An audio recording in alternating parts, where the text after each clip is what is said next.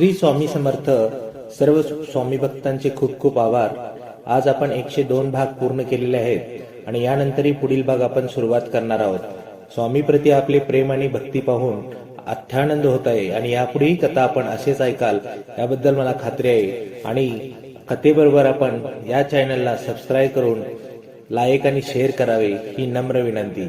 श्री स्वामी समर्थ. जय जय स्वामी समर्थ. श्री स्वामी समर्थ परब्रह्म ग्रंथाचा भाग 102. चोळप्पाला बाळप्पा सांगत होता, स्वामींचे इतर सेवेकरी जसे स्वामींचे दर्शन घेतात त्याप्रमाणे तुम्ही स्वामींचे दर्शन घ्या आणि सेवा करा.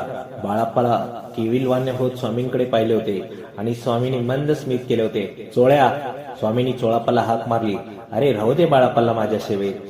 प्रत्यक्ष स्वामी समर्थ बाळप्पाची बाजू घेतात हे पाहून चोळप्पा चकित झाला होता आणि सुंदराबाई तर खुशच झाली होती. पण स्वामी. चोळप्पा पुढे बोलायला जातात स्वामींनी मध्येच थांबित निर्णायक स्वरात म्हटले, राहू दे रे त्याला. चोळप्पा गप्प झाला होता. त्या क्षणी त्याला जाणवले होते की बाळप्पा वर स्वामींची प्रीती आहे आणि म्हणूनच तो काहीसा अस्वस्थ झाला होता, कारण त्याच्या आणि स्वामींच्या प्रीतीत त्याला कोणी भागीदार नको होता. चोळप्पाने मग तो विषय वाढवला नाही, पण मनोमन त्याने ठरवून टाकले होते की बाळाबाची लवकरात लवकर स्वामींच्या सेवेतून मुक्तता करायची. स्वामींनी आपली कड घेतली याचा सुंदराबाईला विशेष आनंद झाला होता.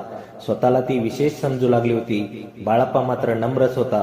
स्वामींकडे कृतज्ञते पाहून तो पूर्ववत गंध उगाळू लागला. यानंतरचा पुढील भाग आपण पुढच्या भागात ऐकूया. श्री स्वामी समर्थ. जय जय स्वामी समर्थ.